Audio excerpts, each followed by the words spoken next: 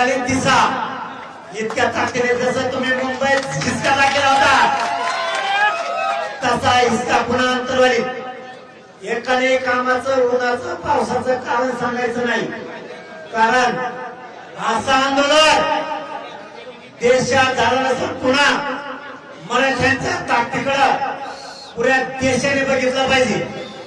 कोणत्याच रानात आणि कोणत्याच रस्त्यावर मराठ्यांना उभा राहायला जागा राहिली नाही पाहिजे।